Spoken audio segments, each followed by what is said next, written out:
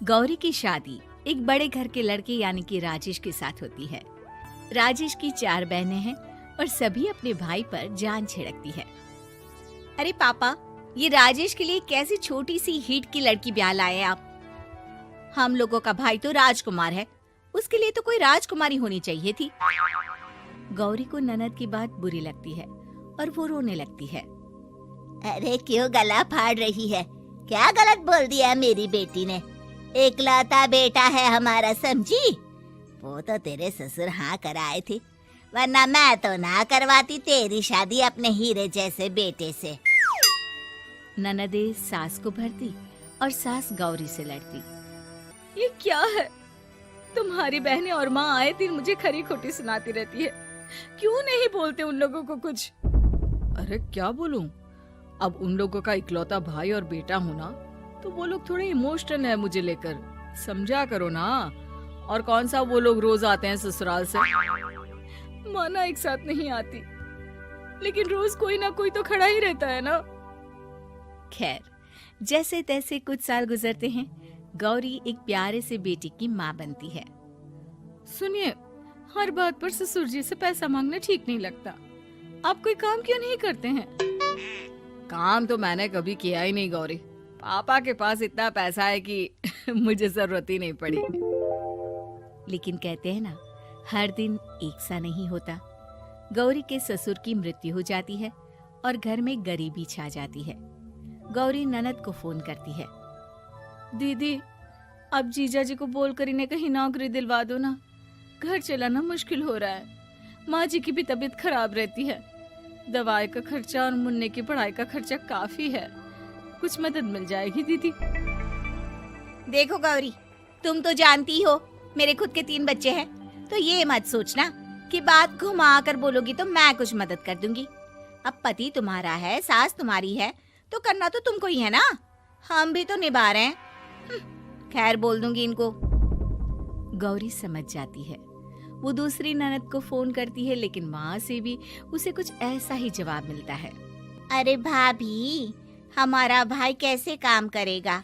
वो तो राजकुमार है।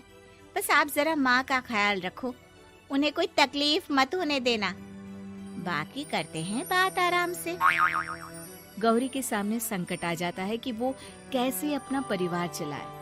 ना पति काम करना चाहता है और ना ननदे मदद। फिर एक रोज गौरी की सहेली कहती है, गौरी, मैं ना एक फैक्ट्री में काम करती हूँ, तुम्हारी परेशानी समझ सकती हूँ।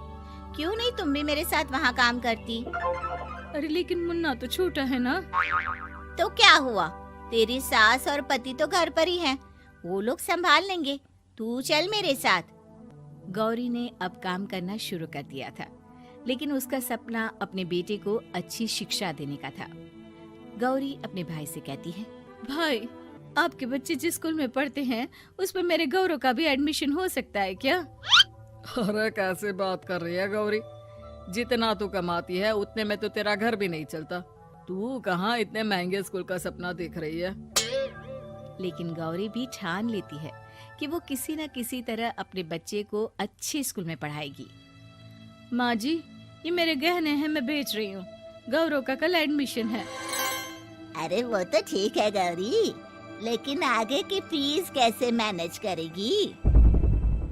और ज्यादा मेहनत कर लूंगी माँ। गौरव कुछ बन गया तो हम लोगों के सारे दुख दर्द दूर कर देगा। गौरी, हम लोगों ने तुझे गलत समझा, लेकिन तू ही थी जो ये घर लेकर चल रही है, वरना कब की अलग हो जाती। गौरी सास की ओर मुस्कुराकर देखती है। आप भी तो मेरा साथ दे रही है ना। अरे कभी खाने में अंडा या मुर्गा भी खिला दिया करो। क्या रोज रोज पत्ता खिलाती रहती हो? अरे शर्म तो आती नहीं। सारा दिन बहू काम करके पैसे लाती है, खुद तो कुछ करता नहीं, ऊपर से मुर्गा खाना है इसको। गौरी अपना घर चलाने के लिए तो पर्याप्त पैसे कमा लेती है, लेकिन बेटे के महंगे स्कूल, कोचिंग और उसकी डिमांड पूरी करने के लिए उसे लोगों से पैसे उधार लेने पड़ते।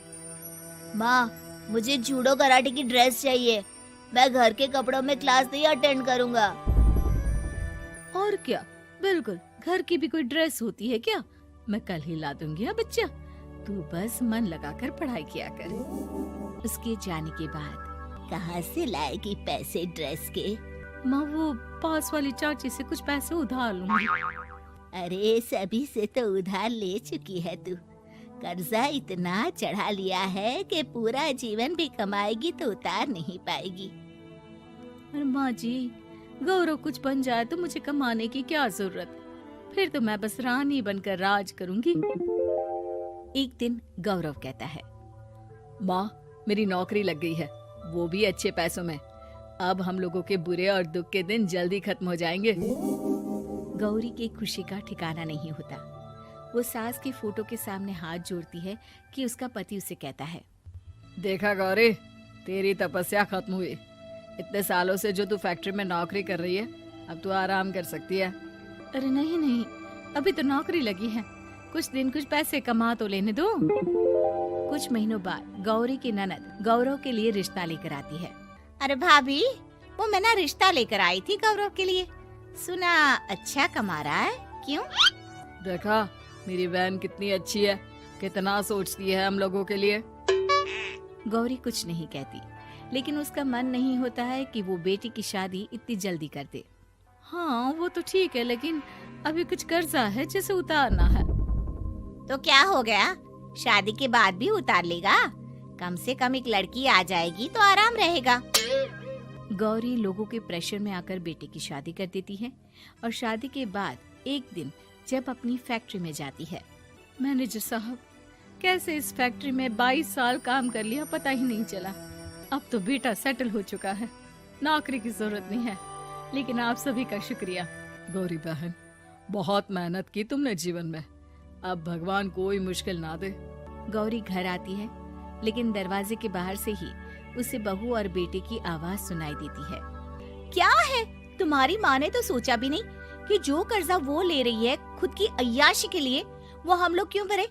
उनका कर्जा है वो देखे। हाँ लेकिन क्या करूं, माँ को छोड़कर रह भी तो नहीं सकता ना। अरे रह नहीं सकते तो क्या करोगे? पूरी जिंदगी उनका कर्जा चुकाते रहोगे? कल को हमारी भी फैमिली बढ़ेगी, कैसे मैनेज करेंगे? मैं नहीं जानती, साफ साफ बोल दो पैसे नहीं है फालतू के। जिसका कर्जा है वही निपटाए।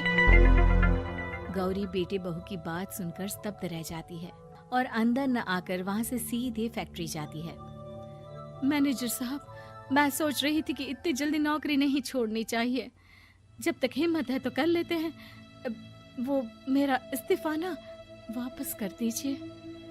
ये बोलकर गौरी की आंख लाल हो जाती है। मैनेजर समझ जाता है कि गौरी की उम्मीद टूट चुकी है। वो उसके हाथ में इस्तीफा रखकर कहता है, कर्जा माँ का है तो माँ ही चुकाएगी। माँ का कर्जा आज तक क्या कोई चुका पाया है?